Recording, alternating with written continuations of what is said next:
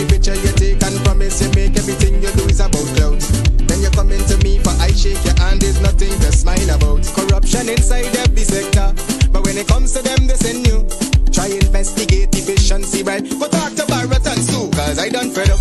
You done fed up, he done fed up, she done fed up, we done fed up, the people fed up. You're hiding corruption inside the cup, look how evil set up.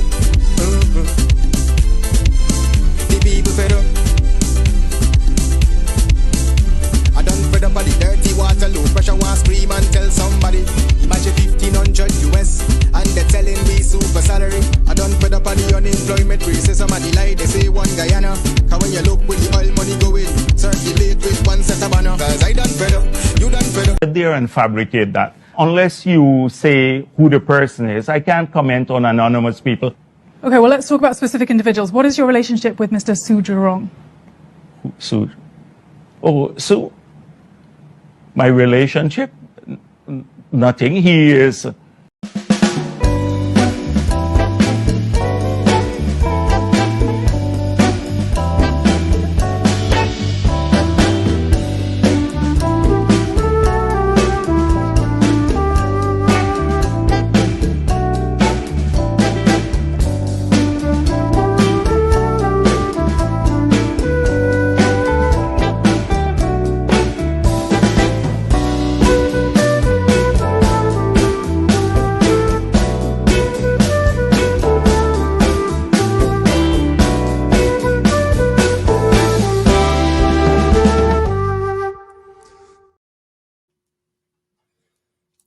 Pleasant good evening, everyone. Welcome, welcome. This is Saturday, the 25th day of October 2025.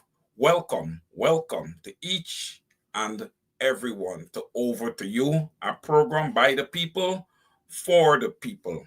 And I do hope that everyone is having a good weekend thus far. So, guys, we're going to rock and roll for about an hour or so. All right, and we're going to talk about a few things this evening. This is your program, guys. Go ahead, share the link, like the program, and in the interim, I am going to get into the roll call.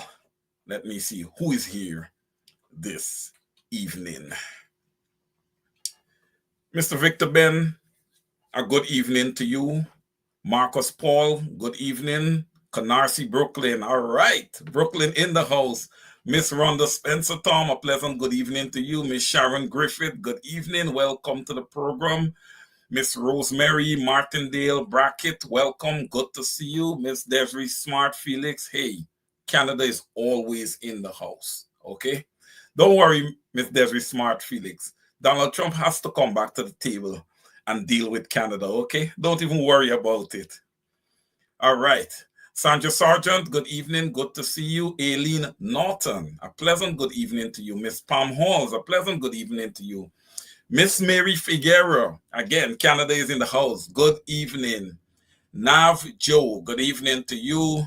Terrence Beaton, a pleasant good evening to you. Miss Denise Booker, good evening to you. Rhonda Tuesday, good evening. Miss Fidel Albert, I owe you a phone call. Good evening. I will come through on that phone call sometime this evening. Mr. Carmilla, pleasant good evening. Good to see you. Doreen Smith, good to see you. Erilyn Nicholson Pierre, good to see you. Altia Wade, good evening. Good to see you. Joy Phillips, good to see you. Yvonne Rodriguez, good to see you. Welcome to the program. Mr. Orin Paris, the Honorable, good evening. Good to see you. Who is this? Madhu Oliver, good evening. Debbie Apple, good evening. Lawrence James, good evening. Kenneth de Flormont, by way of Maryland. It's always good to see you, sir. Imelda Portsmouth Williams, good to see you. Miss Deslyn Wilson, you're in the house. Hey, I'm gonna tell you guys a little story. You know, some days you don't be up, you know, too up. I had a lot of work today. And I was like, you know, I'm going to take a day off today. And I was preparing to have my brother send out the message saying that we're not going to have a program today. And here comes Miss Deslyn Wilson. You know, I just said, let me go and check my Facebook, and she came in right away. Her message came in. Mr. Caesar, I hope we're having a program tonight. And I'm going to tell you this, guys. You know, that really sparked me up, man. I got up and I started getting ready for the program right away. I had the info and everything, but I'm like, hey, let's give everyone a break. And then Mr. Victor Ben called, and he said the same thing. I hope we're having a program tonight. So, look, man, we all have to hold each other's hands here, all right? These are tough, trying times, but if we hold each other's hands, we can make it through, okay? We can make it through. So thank you very much, Miss Wilson, for reaching out to me. I appreciate that. Sandra Hanover, good to see you. Nadira Sukraj, good to see you. Gully God is in the house. Robin Marquez is in the house. Mr. Jamal Aziz, yes, sir. Good to see you. Patricia Asana, good to see you. Oh, Mr. Elliott is in the house. And Neville Sital. Oh, man, we have a big group here this evening. Good to see you guys. All right. Welcome to the program. Welcome to the program. Welcome to the program. Where are we going to start? All right. Let's start in Georgetown and let's go up the East Bank and cross over the New Demerara Bridge and let's head to Friedenhoop. Let's begin in Friedenhoop tonight. Okay? Where an off-duty police officer was shot dead by a small business owner. This is concerning in a couple of ways to me. I don't know your guys' take on it, but I'm going to look at the comments and I'm going to know how you guys feel about this.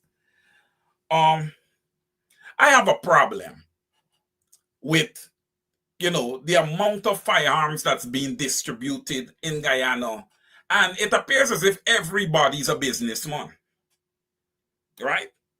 Everybody's a businessman. Right?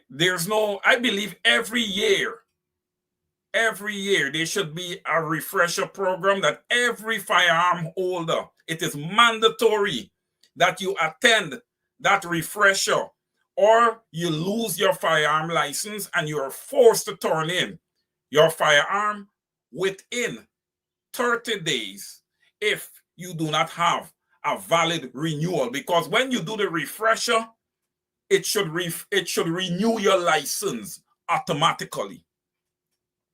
Okay? And it's mandatory that everyone does it.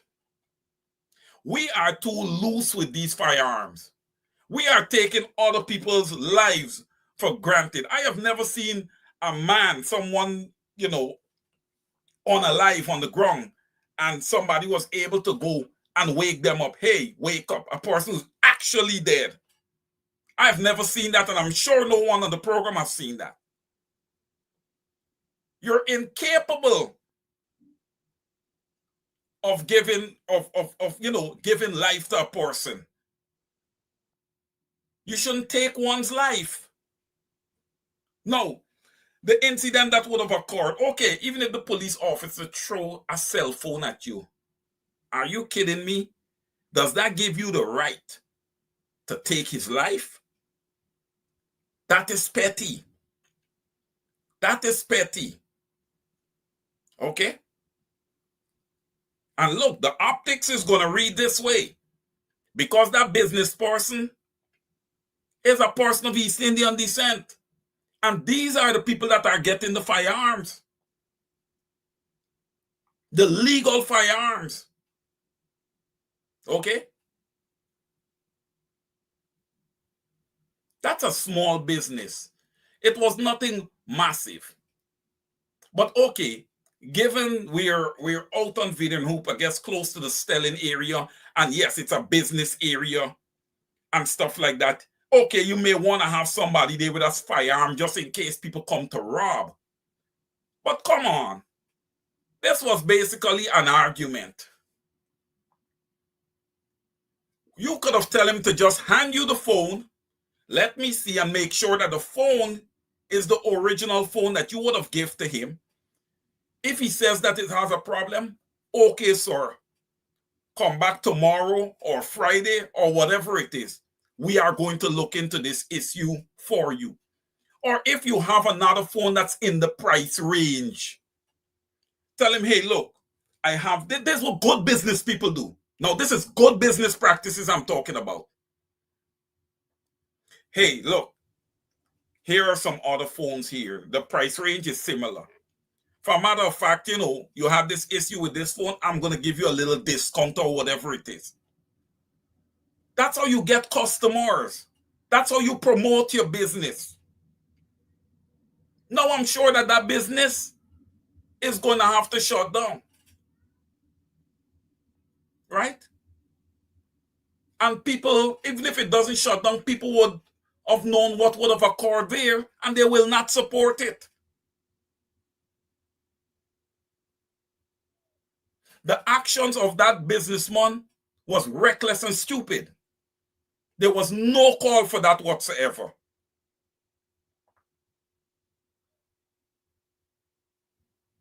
But to the police officer, and look, my condolences to the family. I think he's just 35 years old. You know? Our condolences to the family here from myself, the viewers and listeners here, and from Ben Chop Radio to the family. Is there a lesson to learn from this? Absolutely. One would have to control his or her emotions. Because maybe you can just raise your hand at somebody and you're shot dead. There is a lesson out of this story. It paints a very, very, very negative picture of Guyana. We have a set of people in Guyana, the cowboy country, that has no regard for people's lives, and they are trigger happy.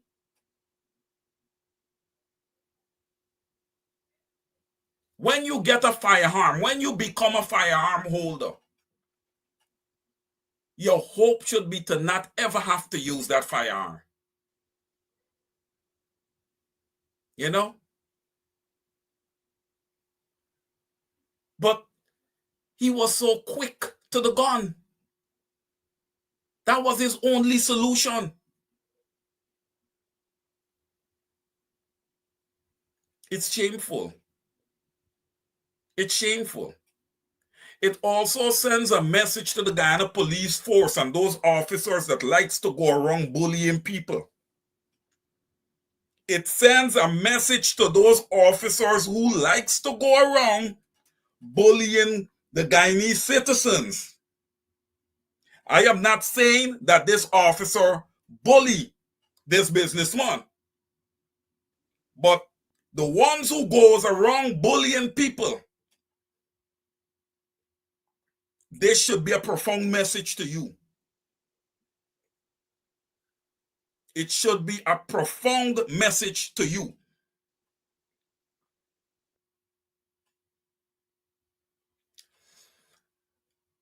Before this show, guys, I have not heard anything from the Commissioner of Police, Clifton Hicken. I don't know if you guys have heard anything, if he has placed a report out.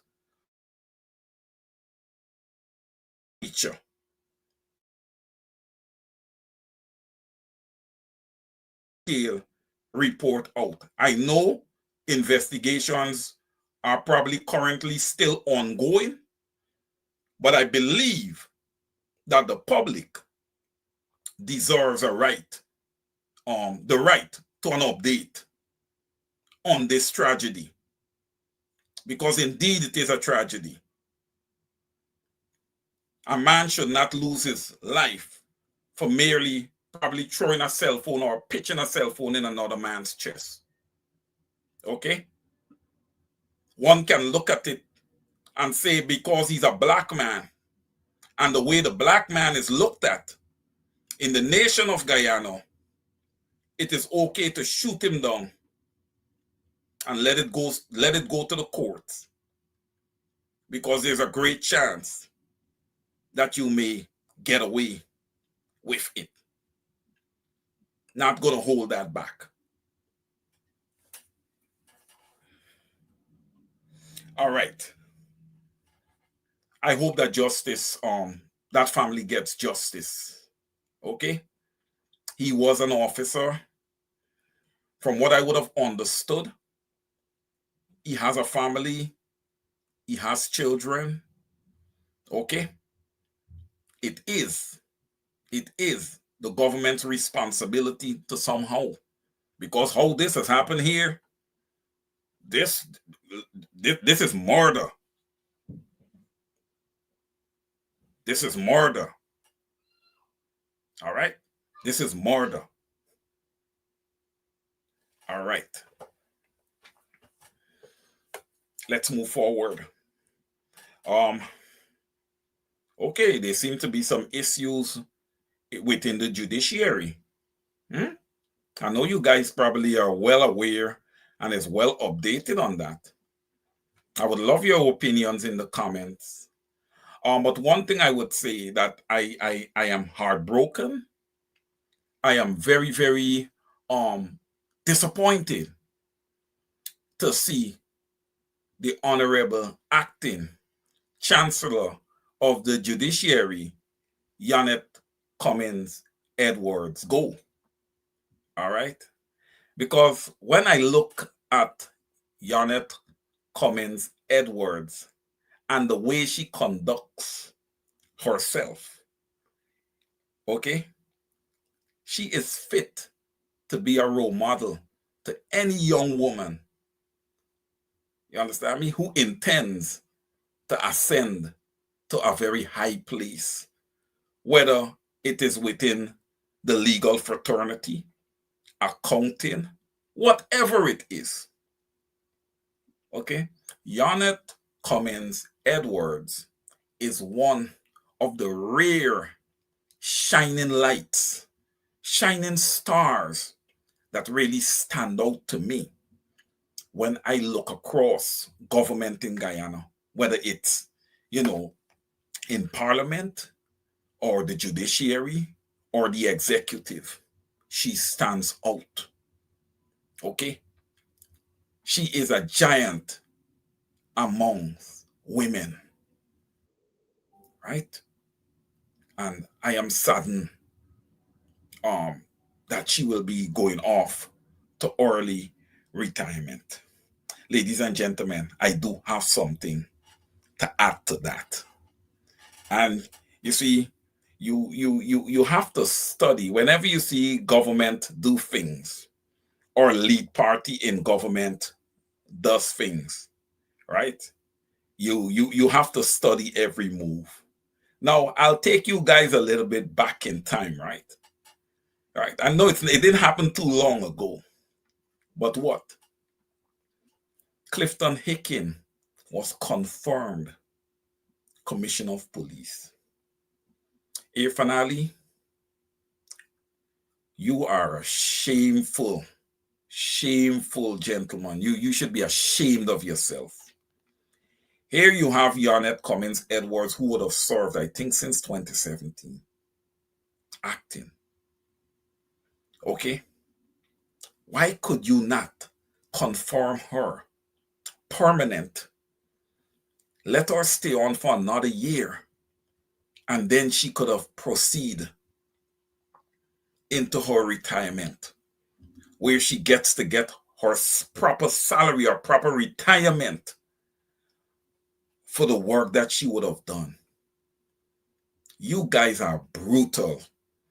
Ladies and gentlemen, the PPP is a brutal party, and by extension, a brutal government. Okay? Here is another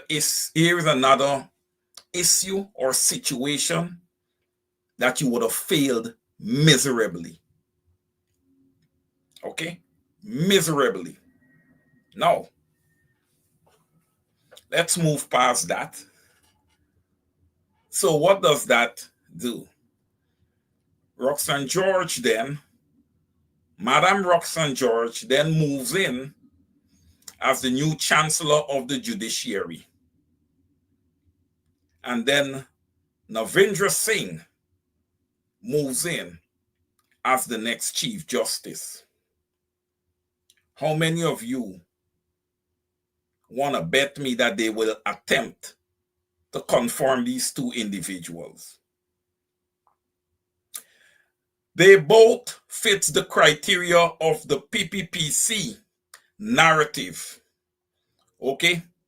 They are both going to rule favorably against the PPPC. Right? That is fully understood.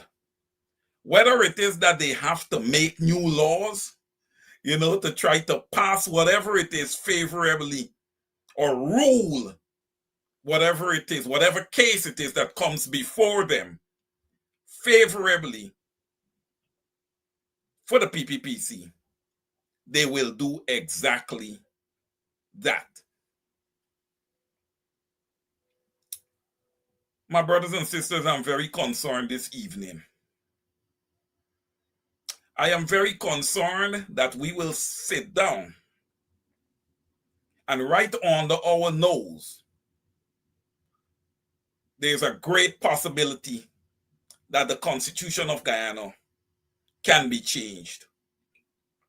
Yes, right under our nose. And decisions to change the Constitution will not be bilateral decisions, but merely unilateral decisions. I will not look past the fact that it is believed by me and many others that the PPPC is seeking to make Guyana a one-party state. Okay? I strongly believe so. I strongly believe that while I believe so, the PPP is getting 100% support from external forces in executing this. 100% support. It is an assault, yes, Carl Miller, it is an assault on the people of Guyana to do such, trampling on their constitution that is in place to be followed. Hence, I say it is important for the parties sitting in opposition to show that they have a backbone. Okay? To show that they have a backbone. The PPPC is a runaway train. Okay? It is a runaway train. Look, many was a bit upset with me for what I had to say, not this past Friday, but the Friday prior and last Saturday on Mark Benchop program Straight Up, and ultimately on my program Over to You. I will not take back anything that I would have said. The elections were completed. It happened on the 1st of September. We had the first APNU press conference, I believed, last Friday, right? And that was merely my complaint. That was merely my complaint. The PPP would have just stolen an elections on September 1st using the voters list to navigate the heist. But what? Bharat Jagdeo did not miss any of his Thursday press conferences unless he was out of the country. He is already planning for 2030. That's why I asked the question, where are we? Where are we? Right? That's merely what I was asking. Okay? Where were or where are we? We have to be consistent. We have to delegate. This is not meant for any specific person. Okay? The PNC, and by extension, the APNU, is an institution. It is an institution. They are both institutions. I say this to say that you could never point a finger at one person. You cannot. If the person does not delegate, then somebody needs to raise their hands. Okay? If you notice that the elections would have ended and there has been no press conference, you need to bring it to the attention of the leader and say, look, I am game. We can go on. We can host these press conferences while you take a breather. Do I agree that the leader, amongst others in the PNC party, and by extension the APNU, would have needed a breather? Absolutely. The campaign was rigorous. Oh yeah, I would know, because I stopped hosting this program so that the PNCR and by extension the APNU can have this time frame to do their work.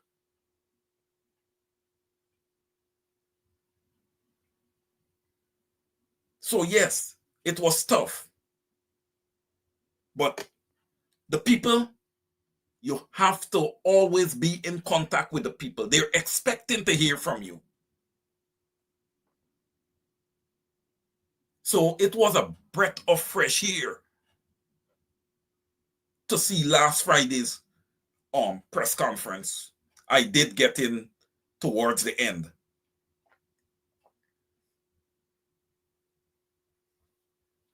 I want to touch on one thing that Comrade Norton would have said at that press conference. That we right here, both myself and Mark, would have spoken about once the PPP would have taken the helm of government after the 2020 elections. We said that the PPP would have oppressed and suppressed the African communities. These are exactly my words, that when Irfan Ali and Barra Jagdi and these guys walk in, their intentions was to see the Africans drop to their knees, to welcome and worship them. Did that happen? Absolutely. They neglected the African communities across Guyana. Don't worry about a road here and there, guys. That means absolutely not. That does not mean that you're taking care of a community. That does not mean that you're taking care of a community.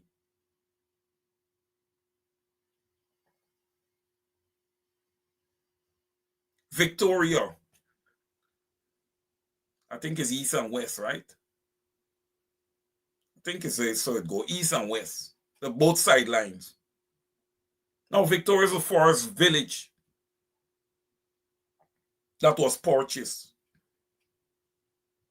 by the African ancestors of the transatlantic slave trade.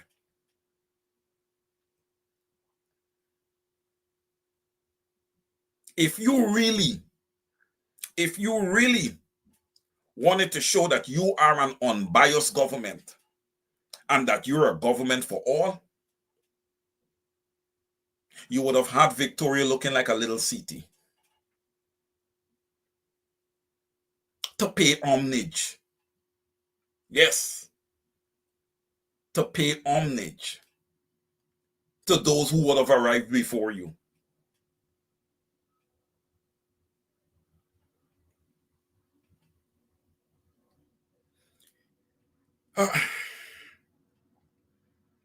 It is funny, ladies and gentlemen, how people are quick to criticize the PNC and call it an African party or a black party. Let's put into context. Let's look at Guyana right now. Look what has happened. The PPP, a predominantly Indo party, is at the helm, the lead party in government. The opposition party, a party that is predominantly African, with an Indian leader at the crown of it. You guys understand what's happening there? I know you guys understand what's happening there. Both sides. Guyanese of East Indian descent.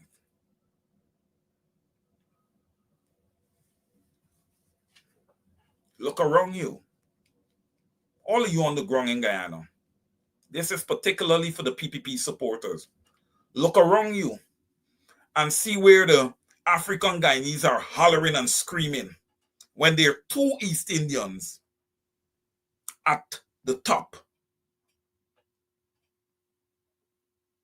Show me. Ladies and gentlemen, when you talk about compromise in this world, man, when you talk about, and I'm not just talking about Guyana, when you talk about compromise in this world, when you talk about compromise in whether it's corporate America or wherever corporate, it starts with the African and it ends with the African. You know, ladies and gentlemen, when I would have said what I would have said on the last two programs before this one, there were attempts to muzzle me. You know, there were attempts to muzzle me.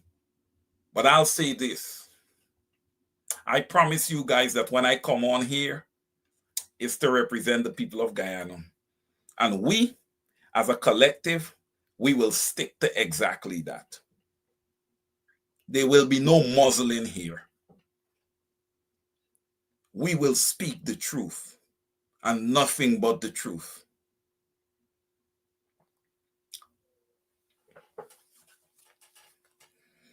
I beg to ask the question, how long it is that the PPP is going to seek to dominate all aspects of Guyana, from an ethnic, financial, legal, government perspective. I ask. Comrade Norton and his opposition, he sat in opposition with his APNU party, maybe for about 3.5 years of the 5 years. I can't remember the exact date that he came in and would have assumed the position of leader of the opposition. But he was willing to engage the PPP on any and all matters. See, sometimes people might want to be critical of Comrade Norton. Even in what I would have said last week, it wasn't a hit on him. It's the entire party. Somebody has to come out and hold a press conference. Somebody has to come out and speak to the people. There's a large demographic of Guyana that supports the PNC and the APNU by extension. A lot of the individuals that would have voted win belongs to the APNU, and I'm sure a lot of them deep down in their heart, they still believe that being a part of the PNC and the APNU is home for them.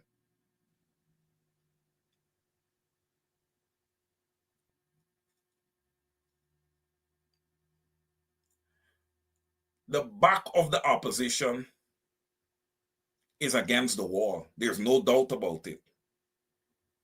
We could never act like if they're in a great position. They're not. They're not. The only way of existence for this opposition is to form a strong quorum. A very strong quorum. They need to be on one accord. They need to be ready to bail the cat. And if it is that they aspire to go into government in 2030, I will say this. You have to start addressing a new voters list and biometrics with immediate effect, like yesterday. Do not let the iron in the fire become cold. Bend it while it is hot. Your backs are already against the wall. Don't dig a hole for yourself. Sit down. You guys are professionals. You are smart. When I look at you across the board, all right, though we have quite a few individuals on the win side that does not have experience, they will have to learn quickly. I say this, guys, and I'm not fully convinced. Why? Because the leader of WIN would have said that he doesn't want to work with the APNU. I don't know if his position has changed, but if it has, guys, please update me in the comments.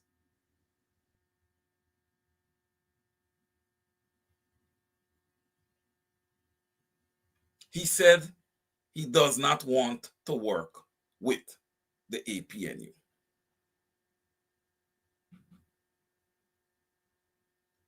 That is it. That, well, we got to wait and see, right? We got to wait and see because we still got the sanctions on, right? Is the sanctions off? Or was the sanctions just a distraction? Ladies and gentlemen, those sanctions can be merely a distraction. Sanctions with no movement and the man being sworn into parliament and all these things is not effective. So this whole thing with sanctions and all these things can be part of a deeper, sinister plan.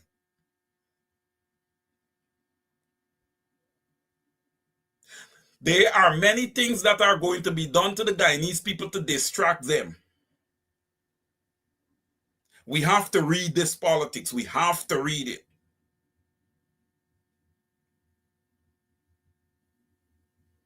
There's going to be a lot of distractions. No. The Guyanese vote. The Guyanese vote. So, the Guyanese vote has become something tangible now that can be sold. It was always something tangible, but now it's on the market. You guys agree with me? The vote is for sale.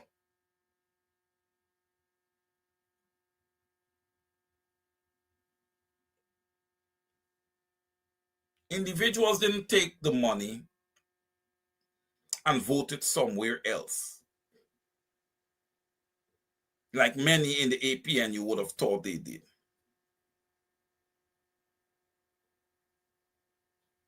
Some may have, right? Some may have. But you don't know who did what and who didn't do what. Why we don't know this? Because of the bulge, right? That list, it was so, what would I say? The padding on that list was way more than 10%.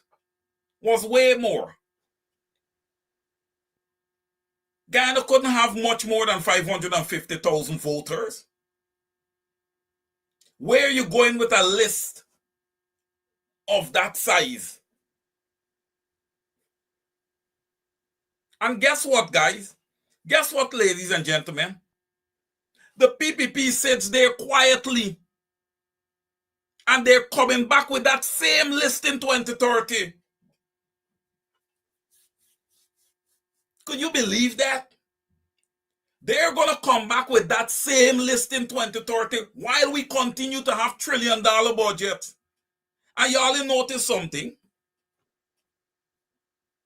Claudette Singh is trying to have the 3 opposition commissioners removed.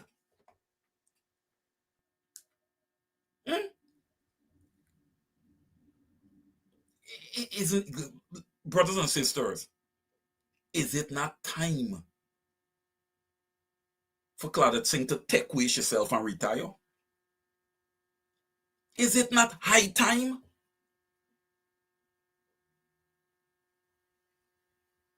That woman ain't tired hearing her name called in a non-positive manner.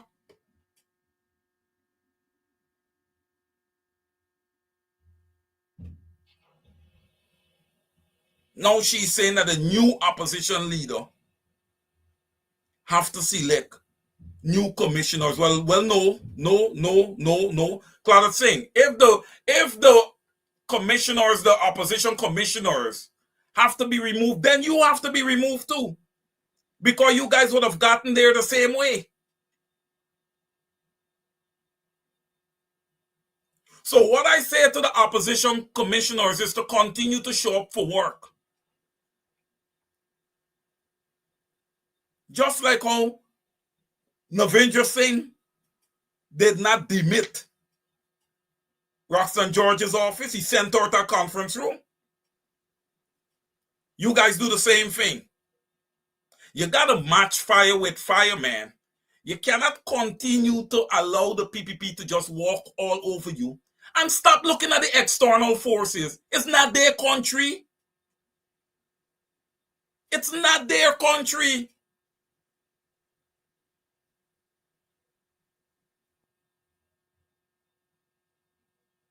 We have to start looking at things black and white.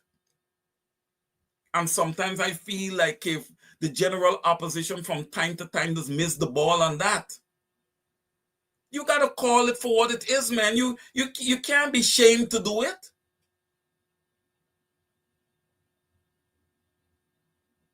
You guys know that some 53% are in that ballpark of Guyanese is living below the poverty line. It's not something that you don't know. Right? And look where we are, guys. When we look at how much we have borrowed over this 5-year period and how much we're in debt, I think we're in debt some 6 billion US.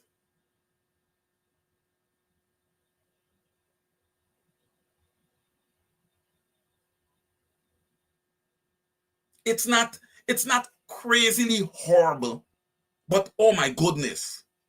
Come on, how are you going to be that indebted? How you need to borrow so much for capital projects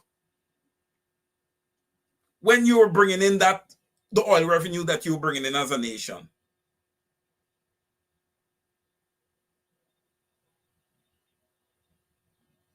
I merely ask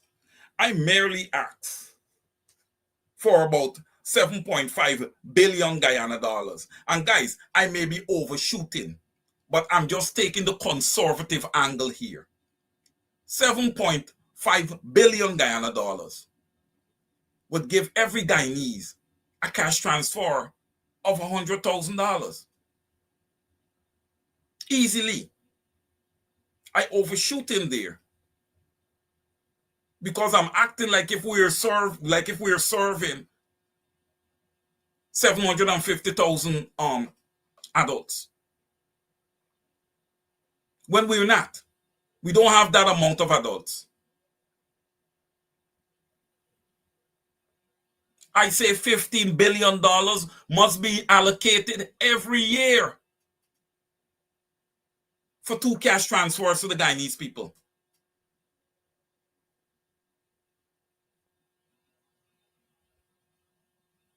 One right after Christmas in January, and one somewhere around September, October, to take them into Christmas. What's hard about that? That's why I can never see eye to eye with the PPP. I can never see eye to eye with those guys, man. Never.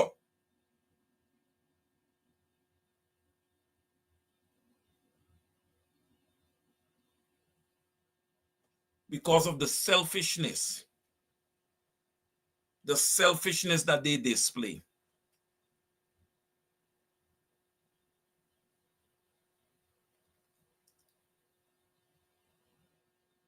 You saw a little before the program start.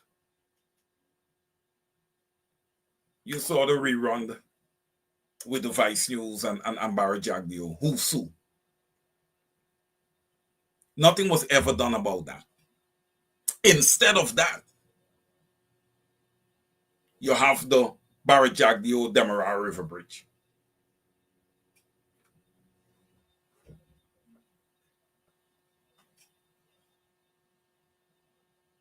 That is shameful. So basically what we did there, ladies and gentlemen, we're saying that all the extrajudicial killings that would have occurred in the 90s up into the 2000s meant nothing. Those lives went for nothing.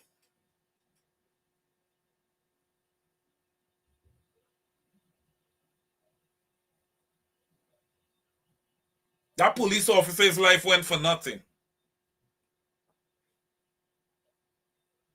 The government is brutal. Many people might ask, well, Wayne, why are you saying this?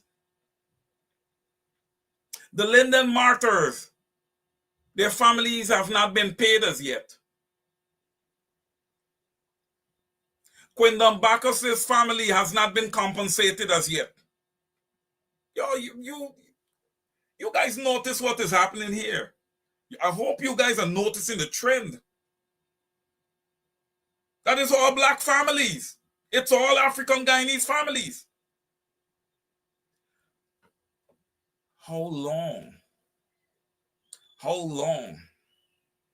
are the leaders going to continue to sit down and allow people, you understand me, to totally eradicate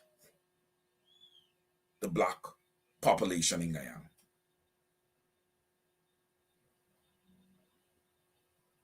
We talk about constitutional reform. I laughed today because I remember Comrade Nigel Hughes and a few others were selected for that. Nigel Hughes have now resigned. All of that going under the table, ladies and gentlemen. No moves on that. That's what I tell you. Some people just want to muzzle you and they want to tell you all kind of stuff they want to tell you. But there's so much under their eyes that they don't even look at, they don't even see. Natural Resource Fund still remains fully in control of the PPP. Fully in control of the PPP. The Public Accounts Committee, I know that they're going to put somebody there. You understand me? That's going to stymie the whole process. We will never learn where monies were allocated correctly. We'll never learn about these things. But yet, the citizens of Guyana continue to sit down and accept these substandards. They are substandards. Okay? For the fastest growing economy, we are way behind as a country. Way behind. Our decision making, the management of the people's wealth, is horrible. It is despicable. Our borrowing against future oil. And yes, ladies and gentlemen, Guyana do have a healthy credit card. Yes. And the basis for that credit card is our future oil. Okay? It's our future oil. And the prospects right now, it is looking good. All right? You guys see oil prices. If oil prices decide to tail off, what are we? We are in October. We are at the end of October, so it's just November and December essentially is left. If oil prices decide to tail off now, we should still be seeing GDP growth around 18%. Our economy continues to grow. All right? It continues to grow thanks to oil, thanks to the war between Russia and Ukraine, and thanks to Venezuela having limited access to the oil market. How long is this going to last? I cannot project. But if things remain the same, next year should not look much different. But let's keep in mind, brothers and sisters, if your economy is growing 33%, your economy is going to grow 33% every year. Because of development, okay, your economy, the growth of your economy, which should be slowing every year, slowing down. All right. We have entered unknown territory right now. And I'm not just talking about Guyana, I'm talking about the United States of America and the stock market. I have never seen anything like what I'm seeing today with this stock market. Okay? This stock market is showing some strength that I just pray and hope that it is real strength. Okay? Because if the strength is not real, when the market do decide to correct itself, because we haven't had anything that looks like a real recession in a long time. And what does recessions do? It corrects the market. That's when the market is correcting itself. All right. We're looking good across the board right now. Right. We're getting down to closing time. I want to say a happy birthday to Miss Vesta Hardy Rajkumar. She's a big supporter here on this program and on the Straight Up program and many other programs. Today is her birthday. Okay. Birthday wishes to you, Vesta. You know, continue to be healthy, you know, and continue to walk in the steps of the Almighty. Brothers and sisters, we're getting down to closing here. We need a strong, robust opposition. I would like to see Comrade Norton and Comrade Ford. I would like to see these guys doing these press conferences together. Christopher Jones, I'd like to see everyone involved. This is a fight for all. Everybody has a role to play. Okay? Not just the 12 individuals that are in parliament. We have very experienced parliamentarians who did not make the list of 12 to be in parliament this go round, but we need to keep them active. We need to, you know, continue to speak to them and let them continue to remain loyal to the party. There should be no more exodus. I think the exodus has completed now. You know, let's come together, the PNC and by extension the APNU. Let the PNC start to operate like the WPA. The WPA is a real and true quorum. Okay? They operate, all their information remains inside the party. Yes, I know they are a much smaller party, but they're a very efficiently operated party, institution. Let me correct myself. I am very, very, I say here, I'm sitting here and I say this, I am very, very confident in the PNC and by extension, the APNU. Let's just get things right and let's start rolling early, okay? New voters list, biometrics, okay? That is needed. Ladies and gentlemen, I thank each and every one of you for joining this evening. I love you all, okay? And look, long live the PNC. The PNC ain't going nowhere. The PNC is an institution that was built to withstand all that's happening here. All right? It's not going anywhere. The PNC is not one man or two men. The PNC is an institution and it will be here. Whether the PPP likes it or not, the PNC is going to be here and they are going to be a factor. All right? I love you guys. I love you guys. Until next Saturday, over to you. Good night.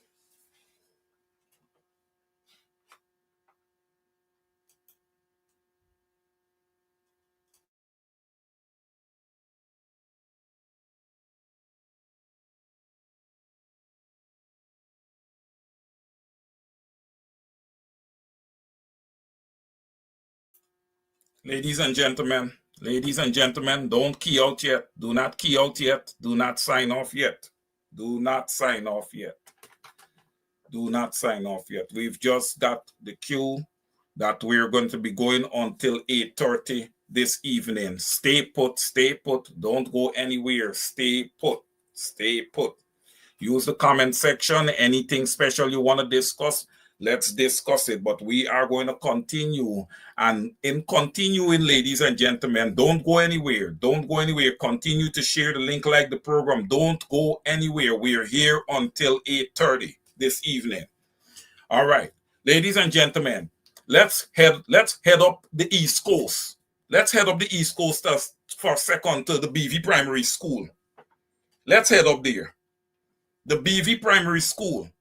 In a nation where there are trillion-dollar budgets, the BV Primary School has a pigeon issue.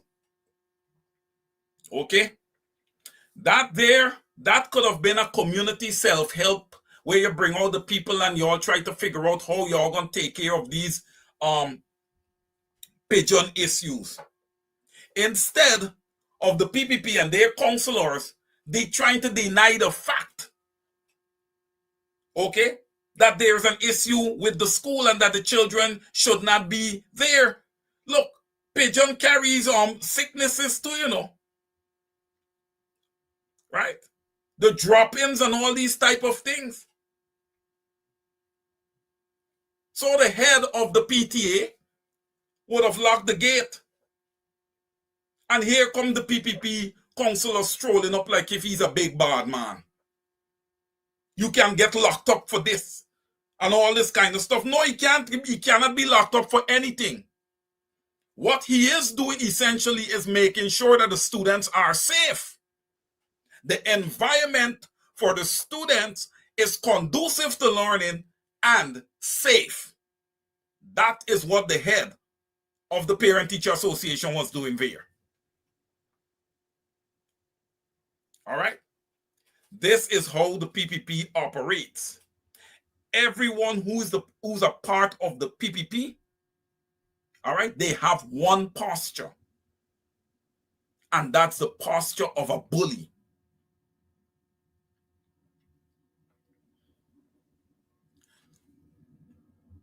It showed that that leader of the parent-teacher was correct. Parent-Teacher Association was correct. Why? Because the institution remained closed yesterday. I don't know how far they're going to get with it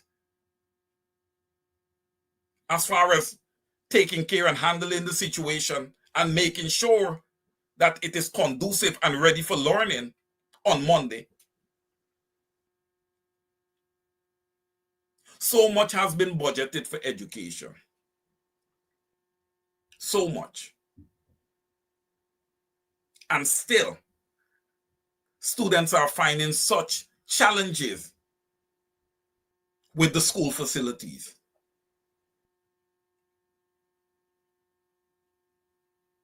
We have to get better in these areas.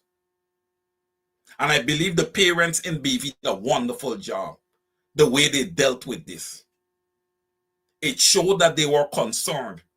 He was more concerned that the parents have to drop their children after school because they have nobody to look after their children so that they can go to work.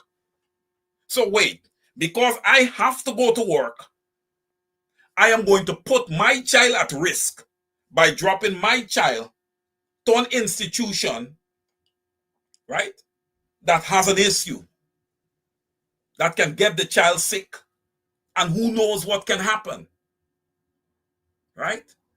Who knows what can happen? I didn't see the full story, but I saw a young gentleman with the whole thing with the attack, the bee attack. I think it's in the Triumph area. You know, they were attacked by bees, and one man was bitten up this bad that he lost his life. Look, ladies and gentlemen, it doesn't matter how we look at it, man. When we look at Guyana, what do you see? You see a country that you want to believe that it is cursed. It is always a sad story.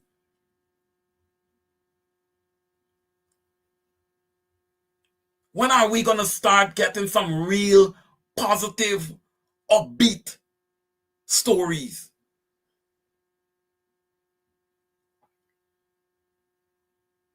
When are we going to see that government is making moves, you know, to get those who would have lost the opportunity to get education over that 23-year period, right? Over that 23-year period, well, not even the 23 years period, the 5 years, the 3+ years under the coalition, the 2 years to take care of government, right? That's 28 years. And then the first 4 years under, that's 32 plus. Because it's at the beginning of this year, ladies and gentlemen, that they made university education free in an attempt to be re-elected. Right? We all can't sit down here and say that the PPP was re-elected. At least I wouldn't say that. That list could never convince me, the current list could never convince me that a government was elected. It just can't. Right? But we continue to go along with it. We continue to go along with Claudette Singh and GCOM with no reforms. You know, I have never seen anything like this. I don't know how many of you got the opportunity. I don't know how many of you got the opportunity to watch the press conferences for the Guyana Elections Commission leading up to the elections. Brothers and sisters, it was shameful. The chief election officer couldn't answer too many of the questions. And you took Keith Lowenfield and you throw him in the garbage for this new CEO. Look at that. You got rid of Roxanne Myers.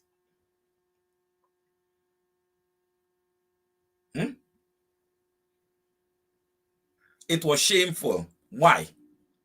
Because the Guyana Elections Commission had 5 years to get it right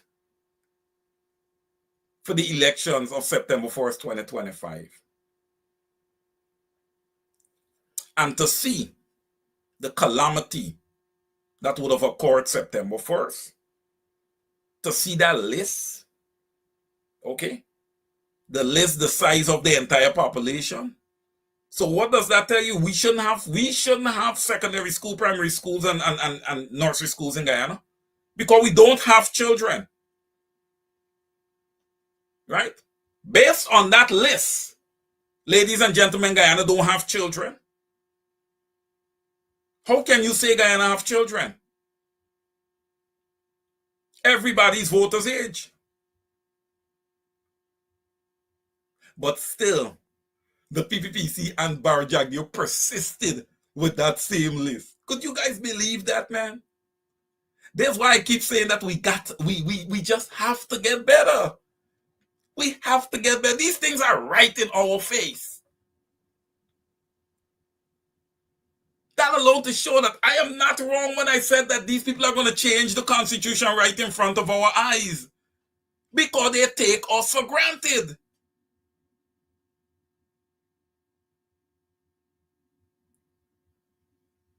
They don't respect us. We haven't done anything from a physical perspective, and I'm not talking about attacking anybody. We're not going to attack anybody.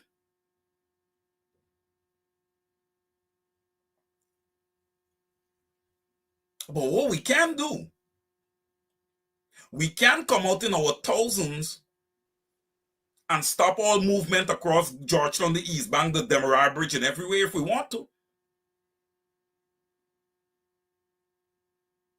If the government will not engage the opposition has the right to do exactly what I just said. Without investors, the international community, or anybody getting upset. What you in the international community don't like for yourself, you can't like for somebody else. What you do not like for yourself, you cannot like for somebody else. The PPP has been non-compliant when it comes to engaging with the opposition and giving the opposition an opportunity to be part of the government. This thing is essentially a dictatorship. Everybody wants to say it is not. It is. Where is the engagement? Where is the democracy?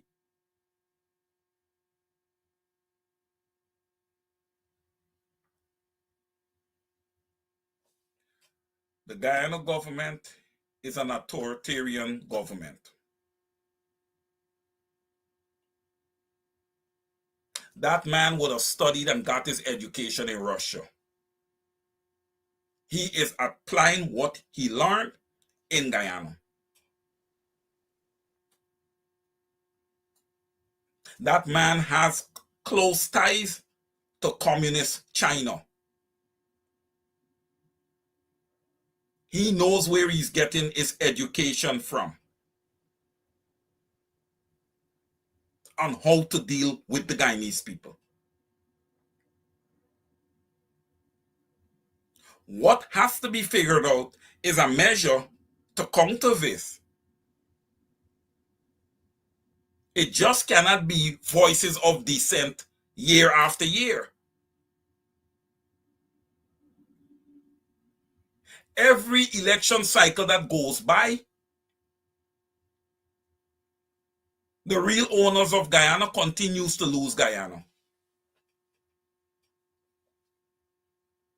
The real owners of Guyana continues to lose Guyana. The name Guyana is big out there in the world economic market. We have oil. We have gold. We have manganese. Oh yes. And we have uranium. Nobody wants Venezuela to get their hands on the uranium, right? Enriched uranium, that is what's used to build nuclear weapons and warheads. Nobody wants that. So the Guyanese people can breathe a bit. There will be no invasion. There was never going to be an invasion. Let me say that. The United States of America has enough issues to deal with in this world as it is. And I'm telling you, they would not have wanted the issue of Nicolas Maduro getting his hands on the pockets of uranium in Guyana. All right? They would not have wanted that. So, Guyana is in a good position. It is not just the oil. There are other things. Right? It is not just the oil. But what I want to say essentially is that everyone is there for resources amongst other things. Everybody wants to get rich. Right? But it's also upon you, man. Show that you have a degree of humanity to make sure that the government that you're dealing with, is bringing some kind of equity to the people of Guyana. The people of Guyana is not gaining any equity from all the transactions that is being made by what I would call a transactional PPP government.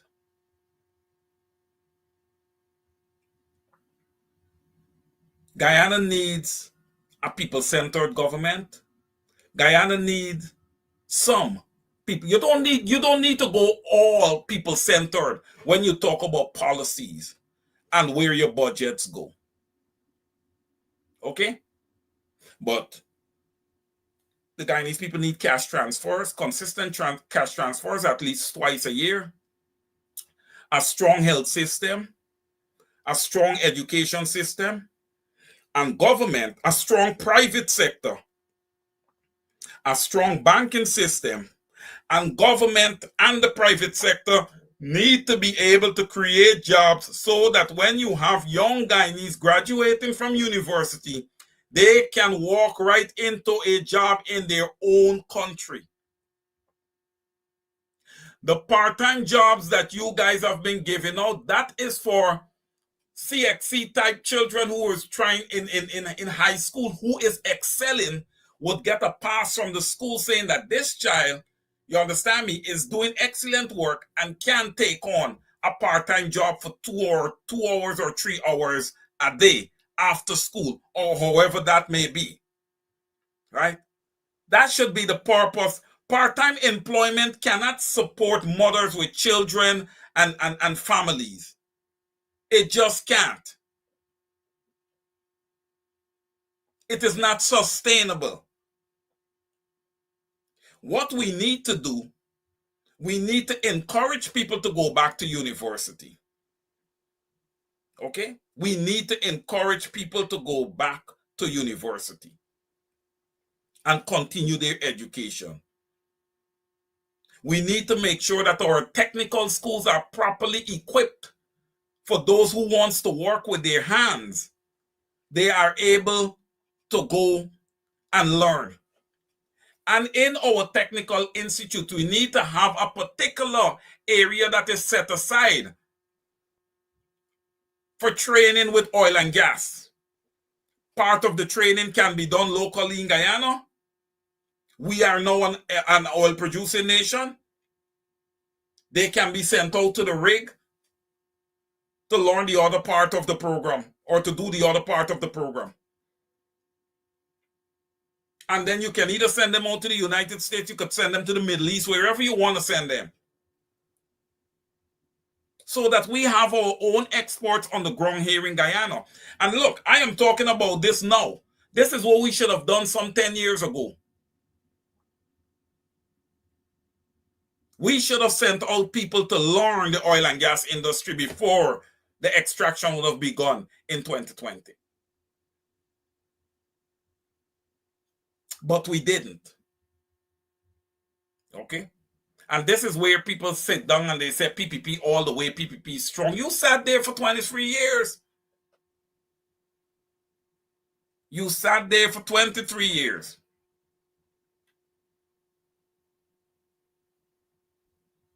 You did nothing. The economy was built on cocaine. I remember when the coalition got into power, and they stripped the economy naked. When the movement of the cocaine and all the drugs and all that stuff stopped, you know what happened? There was a tremendous slowdown, okay, in circulation of money, because the economy was built on that. It was built on all the wrong things. They're still on the down low trying to do their thing. Every once in a while, a big ship would get caught up with a whole lot of it. They're still doing their thing. That is what would have enriched a lot of these politicians that you're seeing today.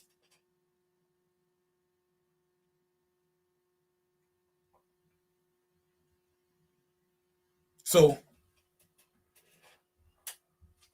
in moving forward, again, our politicians on the side of the opposition, all of them, the entire opposition, do the right thing. Okay? Yes, a lot of people are getting away with a lot of things. It doesn't equate to you getting away with it if you try the same thing. Allah, Comrade Devin Sears, I believe that this ends your political career. I believe that you should essentially resign from politics. All right? You cannot be caught in such compromising position, sir. You cannot. You see what they do? You see what they did? They send you off to jail. When that young woman would have come forth and would have accused Nigel Darmlal of raping her, right? Of allegedly raping her. She could have given description of the room, the home, and everything. They held him on the bench. And then they released him. You guys see the difference. You see, when people talk about these things, you understand me? People bombs is raised. You see the difference? Look, it is obvious. It is obvious. But how is this going? Look, this is only going to be solved when you have leaders on the other side who decides that they are going to stand up and they are going to be stern. You can't go and shake people's hand and skin your teeth when you see what is currently happening in Guyana. Right? You can't. But as we get ready to close, ladies and gentlemen, yes, and this will be the close. All right? In order for Guyana to get on the right track, they need to be a robust and strong opposition. I have some points to the opposition. Right? In order to institute a measure of checks and balances, ladies and gentlemen, and I've said this before, I don't like it when there is one man who is controlling too many things. I like the leader of the opposition to be the leader of the opposition. I like the leader of the opposition to then select his presidential candidate and his prime ministerial candidate. You understand me?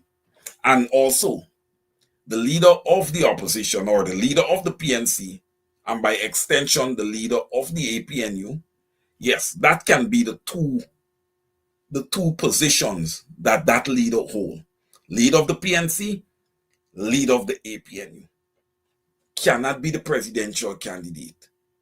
That should be complete. It is too much. It is too much of one person. How can you possibly, make good decisions, pertinent decisions when everybody's coming at you? You have to delegate. You have to teach. You have to train. Okay?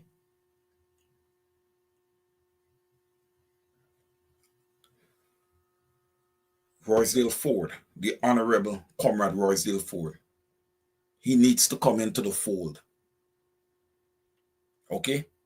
I don't know if you guys remembered, but when Joseph Harmon was the leader of the opposition and he was out, the job was handed to Roysdale Ford. And if I recall, and I do recall vaguely, he did an excellent job. All right? I don't believe that Mr. Ford should just disappear. All right? He was not included in the 12 going to Parliament, but he needs to be active in the party, because when I look at the party from a holistic perspective, the PNC as a party, when I see Comrade Norton behind him, right there with him, I see Comrade Ford. He has remained loyal to the party. He is there. I say you make uses of the resources that are around you. And I say this, ladies and gentlemen, just to the extent they're not making use of somebody and they leave for higher ground, you can't curse them, because you have to find out what's going on inside. So I call for a nice, strong quorum from the PNC and by extension the APNU, and that can lead to a lot of great things. They may only have 12 seats, right? You have the Honorable Amanzo Walton this year, who has 1 seat. And I'm telling you, for the most part, I am sure that she's going to vote with them. I am sure that she's going to vote with them for the most part. And then you have the Win Party that has 16 seats. All right? With a lot of inexperienced people. So while the PNC and by extension APNU is going to look at their 12 seats, you guys will have to lead in the Parliament. You are the guys who will have to bail the cat in the Parliament. Okay? You will. And once y'all get to Parliament, maybe you guys in the Win Party may start working hand in hand. Rita Clark said, let's wait and see. Yes, correct, Miss Clark. It's a wait and see game. But we are hoping for the best, because essentially we need a strong opposition, right? So we're hoping for the best. All right. It is now 28 minutes past the hour of 8 o'clock here in the US. And I'm sure it is the same in Guyana, because I did not hear of a time change as yet. All right. We continue to stay strong and to stay grounded. And the expectation is that the people of Guyana will get that change that they so deserve. All right? You can't make the same mistake twice. All right? Make sure you vote for the right party. And we're not going to wait 5 years. We're not going to wait 5 years. I believe that this government will not be successful for 5 more years. I don't believe so. All right? Because they're not catering to the people. And at some point, the people of Guyana is going to determine that enough is enough. They are not getting any equity within their own country. They are not getting what they truly deserve. Until next weekend, I love you, love you, love you guys. Over to you. Good night. And just to remind you guys, this program is brought to you compliments of Ben Shop, Immigration, Consultancy, and Law. Until next Saturday, over to you. Do enjoy the rest of your weekend. Good night.